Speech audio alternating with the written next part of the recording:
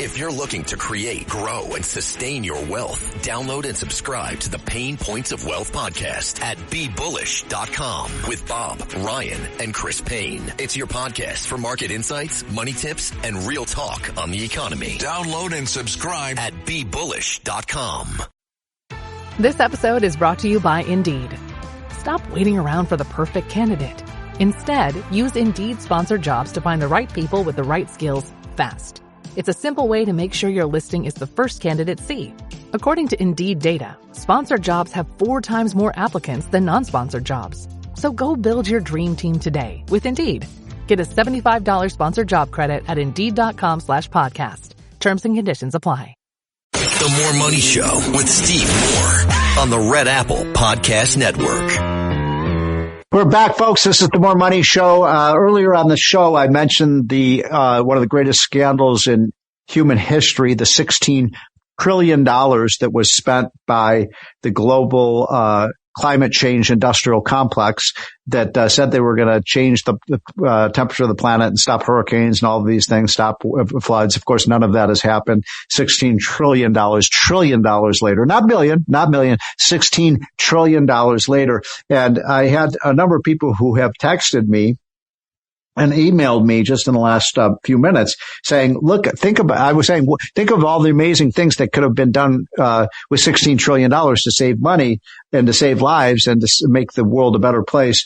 And what if we just given that money to groups like Habitat for Humanity or the Salvation Army or the Red Cross? Or how about if we put that money into these Trump accounts for young people, and then would have $1 million by the time they were 30 or 35 years old, and certainly several million when they retired. Think of the opportunity costs. Economists talk about opportunity costs. What could we have done with that money? By the way, we would have been better off burning that money. Probably if we just taken $16 trillion and burned the money, it probably would have been more effective than what has been done with that, with the solar panels and the windmills and all the stupid, green energy programs that have not changed anything and not saved a single life. I've just got to get that off my chest. Okay.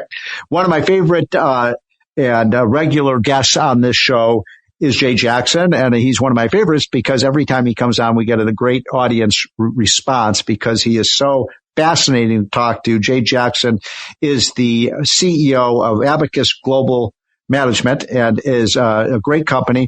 I love to talk about finance. I like to he's an expert on longevity, how you can live a longer life. Jay, welcome back to the show. Thank you, Steve. It's great to be here. Good to say hi to everyone again. So, tell us, for the virgins who have not heard your story before, just quickly tell people how Abacus is a really unique financial company.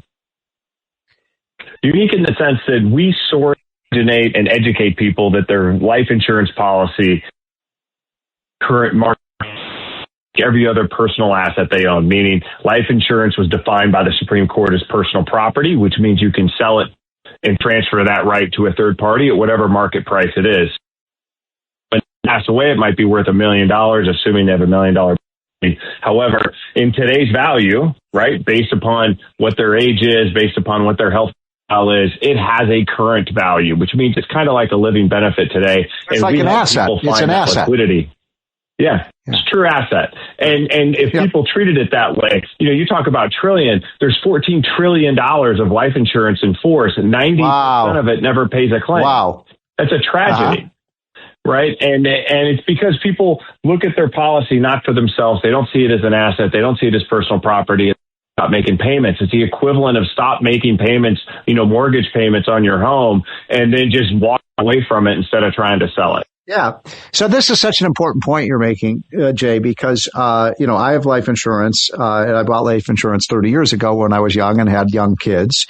I was, in my early 30s. And then I almost kind of forgot about the fact that I even had the life insurance policy, Jay. I think a lot of people in the same boat, like, oh yeah, I have this insurance policy. Sure. Oh yeah, it's worth a lot of money.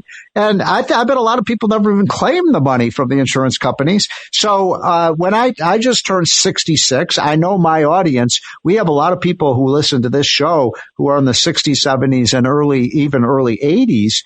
What do we do? What is your advice to people like us in terms of what do we do with our insurance policy?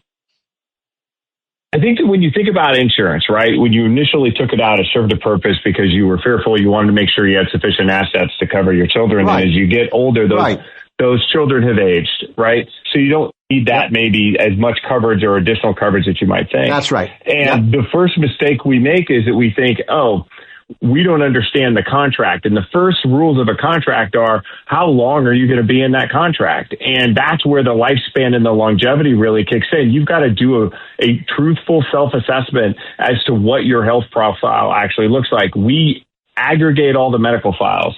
We then let people know that your lifespan based upon your current medical situation is X. And now you'll know how long you're going to be paying premiums into that contract and be able to solve for what its today's value is. And I think everybody should do that, not just for their life insurance policy. You and I have spoken about this often. If you're going to defer Social Security, why would you, or Medicare, why would you defer if your lifespan is short, right? You got to know the contents behind that math. And so many people forget that. Now, so I'm 66. My kids are now financially independent. They don't need, a safety net any longer, as they did when they were, 15 or 12 years old. So what would you recommend to someone like me, that is, I don't even know the value of it. It could be as much. I mean, how much could my insurance policy be worth? Look, like the average payout that we have at Abacus, we're a nationwide firm. This is heavily regulated in every single state. Yep. The average value comes in around 25% of what the ultimate payout is. So, but there's a lot of varying factors. The most important is you need to understand, and first and foremost, what is your health profile, Steve? That's the first question you got to ask yourself when it comes to any finances in retirement. How long are you going to be in retirement? The number one fear is running out of money in retirement, yet we do nothing to try to establish how long we're going to be in retirement. That's a huge mistake. So the first thing we do is let's get a picture of your current medical profile, then compare that medical profile to everyone else who's had a mortality experience who has the same profile as you do. And that's step one, right? And then you're going to look just like you would, whether it's your insurance contract or your home or any other future costs you have, because you got to weigh out and say, if I have a 20-year lifespan estimated, what are my costs going to be for the next 20 years, whether that's in your insurance contract or any other expenses? That's how we're going to be able to save. When I think about the 16 trillion that you just talked about that could have been lit on fire, right? Right. Man, could you imagine if we had taken the 16 trillion and put it to work towards our most vulnerable population? Right. Certainly kids, but what about our seniors? I'm going to share a stat with you, and it's heart-wrenching when you hear this. Do you know what the age group on a per population basis in the United States with the highest suicide rate is? It's not people in their teens and 20s like we all think. It's people over the age of 75. They are the leading age population for suicide. Our greatest generation has been forgotten, and are the suicide need? Yeah. Are those rates of suicide high because they've just kind of lost lust for living, or what?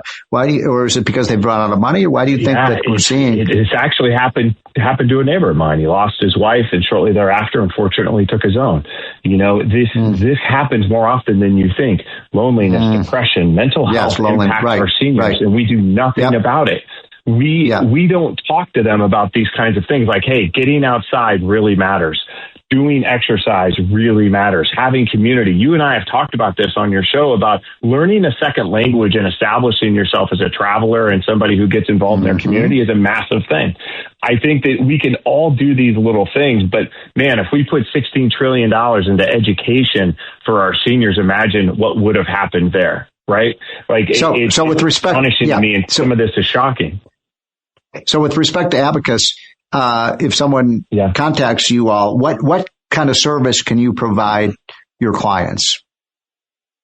Sure. The first thing we do is education. We help them better understand what their life arc is going to be. And what I mean by that, a lifespan is not a straight line. It's an arc of possibilities. We help them understand that says, okay, this is where you sit today medically. This is how we think that you can have an impact on that, and then apply that to their finances. That's what everybody's forgetting. Right? We have target date funds to get you to retirement, but no guidance once you're there. And it should be customized solution for you. That's the first thing Abacus is going to help you with, is so you better understand your current medical profile to know first, let's look at your life insurance policy. That's an asset that is purely based on your lifespan.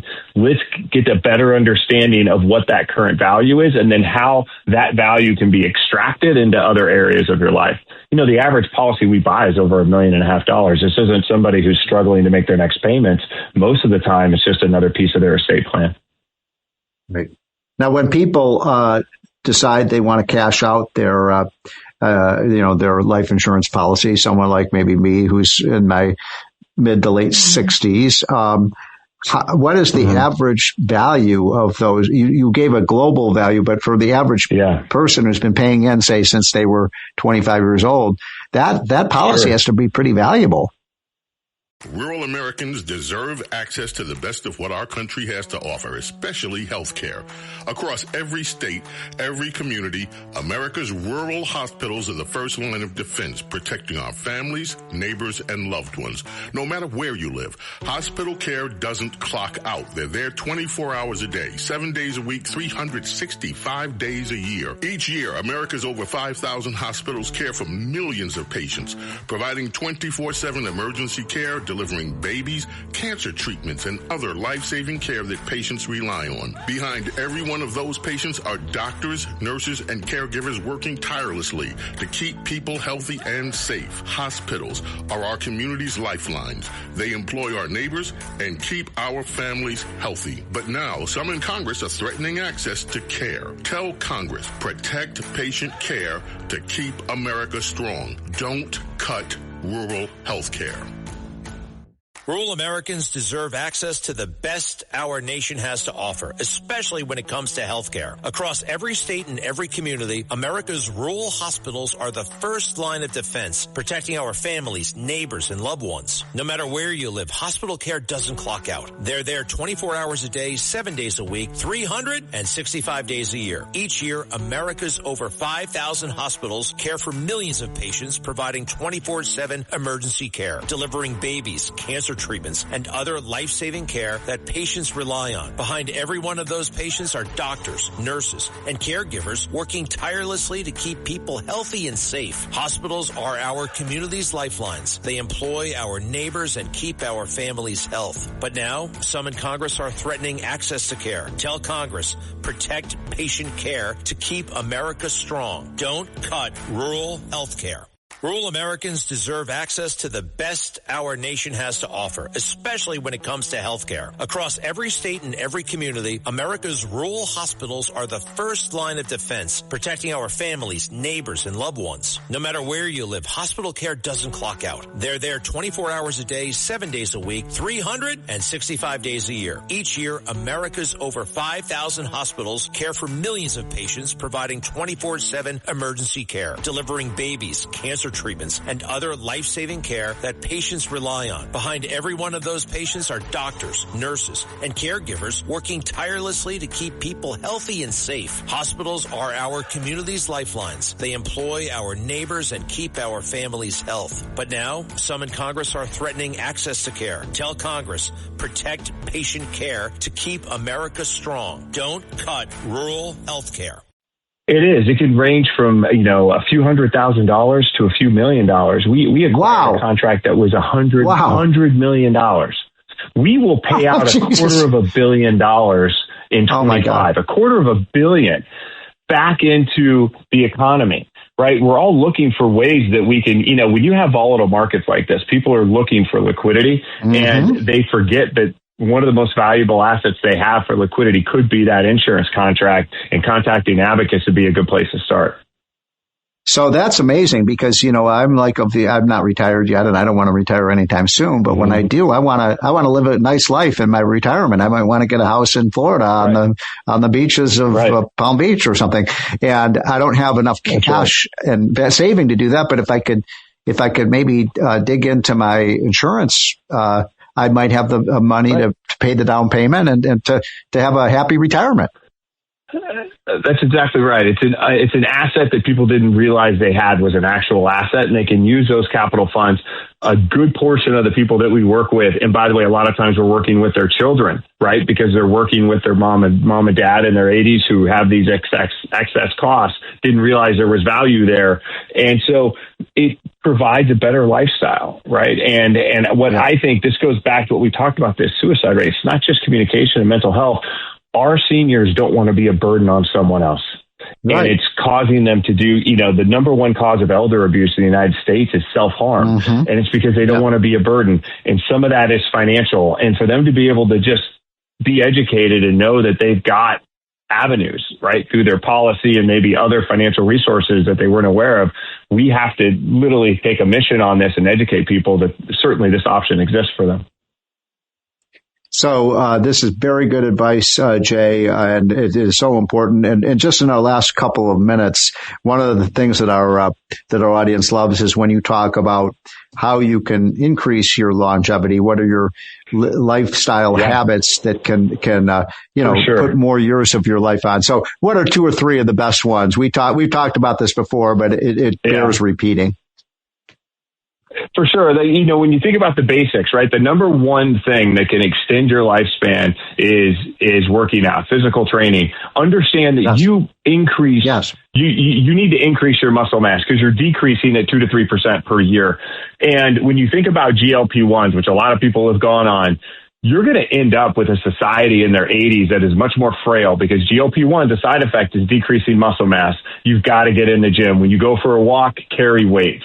Think about how you can add muscle mass, get protein in your body. That is probably the number one thing. The second thing is community. Make sure you're involved in your community. Get outside, enjoy the sunlight. Yep. And if you need inspiration or motivation to do that, learn a second language and go travel the world. If you do those things, you will see a significant change in your life.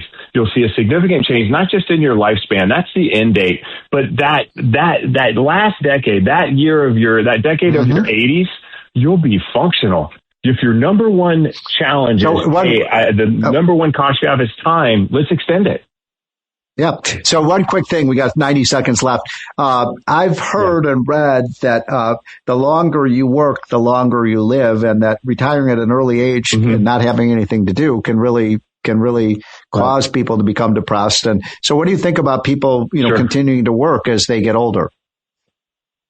I think that an active mind right behind exercise is as important. If you look at a true contribution to extending your lifespan, having purpose and being useful, and it can be in a lot of ways, right? You can volunteer.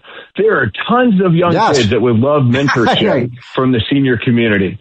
Get out there and do it, right? You can't. I love it. Jay, how do people find Abacus? How do people get in touch with you guys? AbacusGM.com. We're a publicly traded company. We trade under the symbol ABX. You can find us. We're everywhere. We run about 80 commercials a week as well. So I know you do. To us, I hear them all the time. Okay, Jay. Well, thank you. I always are more educated and feel more upbeat when I hear from you. So thanks. I hope you'll join again in a future show. And folks, we will be back at the top of the hour. And so do not change that channel because we will be back shortly. Thank you.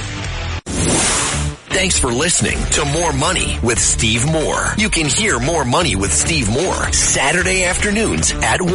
If you like the podcast, share it with your friends and listen anytime at WABCRadio.com and download the WABC Radio app. Hit that subscribe button on all major podcast platforms. Plus, follow WABC on social on Instagram, TikTok, Facebook, and X. See you next time for a new episode so you never have to wonder, what the heck is going on here? Rural Americans deserve access to the best of what our country has to offer, especially health care. Across every state, every community, America's rural hospitals are the first line of defense, protecting our families, neighbors, and loved ones. No matter where you live, hospital care doesn't clock out. They're there 24 hours a day, 7 days a week, 365 days a year. Each year, America's over 5,000 hospitals care for millions of patients, providing 24/7 emergency care, delivering delivering babies, cancer treatments, and other life-saving care that patients rely on. Behind every one of those patients are doctors, nurses, and caregivers working tirelessly to keep people healthy and safe. Hospitals are our community's lifelines. They employ our neighbors and keep our families healthy. But now, some in Congress are threatening access to care. Tell Congress, protect patient care to keep America strong. Don't cut rural health care.